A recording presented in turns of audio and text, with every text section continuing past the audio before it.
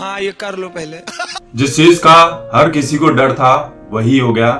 राजू श्रीवास्तव 10 अगस्त को गिरे थे, बेहोश हुए थे, उसके बाद उन्हें हॉस्पिटल में एडमिट किया गया था, लेकिन आज उनकी हार्ट अटैक के चलते मौत हो गई। राजू श्रीवास्तव जी अब इस दुनिया में नहीं रहे। 18 अगस्त के दिन खबर आई कि राजू श्रीवास्तव ब्रेन डेड हो चुके हैं, अब उन्हें रिकवर करना बहुत मुश्किल हो जाएगा। लेकिन इसी बीच लगातार खबरें आती रही कि वो रिकवर कर रहे हैं। उन्होंने कुछ देर के लिए आंखें भी खोली थी, थोड़ी बात वगैरह भी की थी डॉक्टर्स और नर्सेस से, लेकिन उसके बाद वो फिर से कोमा में चले गए। और अब खबर जो आई ये वाकई बहुत दिल दहला देने वाली है, बहुत ही दुखद खबर है, क्योंकि राजू श्रीवास्तव लगातार 40 दिनों से भी अधिक समय तक स्ट्रगल करते रहे अपनी जिंदगी के लिए कि किसी तरह से जिंदगी बच जाए। डॉक्टर भी हर कोशिश करते रहे, परिवार और इस देश से तमाम लोग दुआएं करते रहे कि राजू श्रीवास्तव ठीक हो जाएं। प्रार्थनाओं का लगातार दौर जारी रहा, लेकिन राजू श्रीवास्तव को बचाया नहीं जा सका और ये वाकई में बहुत बड़ी दुखद बात है।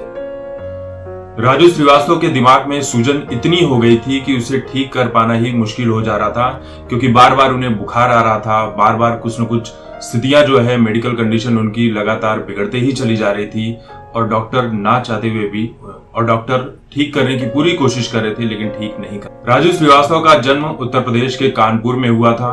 तब उनका असली नाम सत्यप्रकाश श्रीवास्तव हुआ करता था। उनके पिता भी एक कवि थे। राजू श्रीवास्तव तभी से अपने टीचर्स की और कई लोगों की मिमिक्री किया करते थे और तभी उन्होंने ठान लिया था कि वो बड़े होकर कॉमेडियन ही बनेंगे।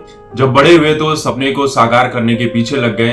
तब वो दौर था 90s का, जब ऑडियो कैसेट्स में अपनी आवाज रिकॉर्ड करके वो बेचा करते थे और वो ऑडियो कैसेट लोग बहुत सुना भी करते थे।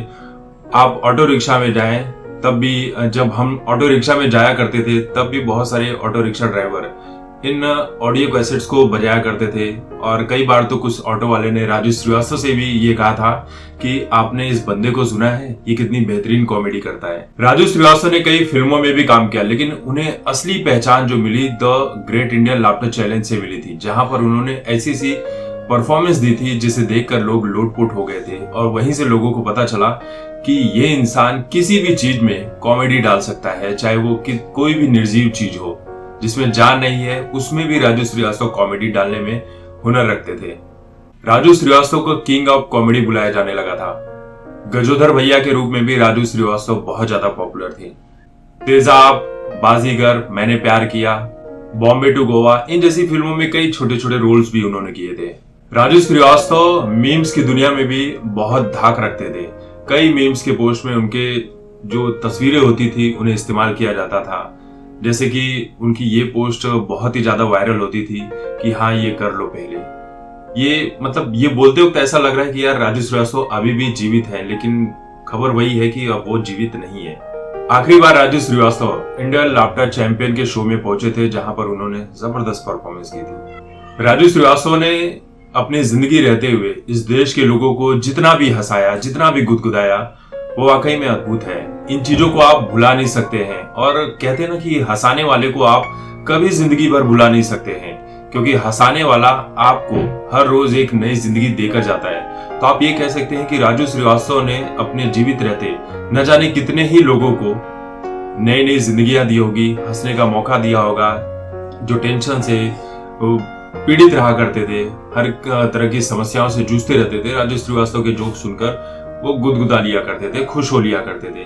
लेकिन कहना यही होगा कि राजू श्रीवास्तव को ये देश बहुत बहुत मिस करने वाला है। राजू श्रीवास्तव के लिए तो वही दिल से सलाम निकलता है कि राजू श्रीवास्तव ने जीवित रहते हुए बहुत कुछ किया है।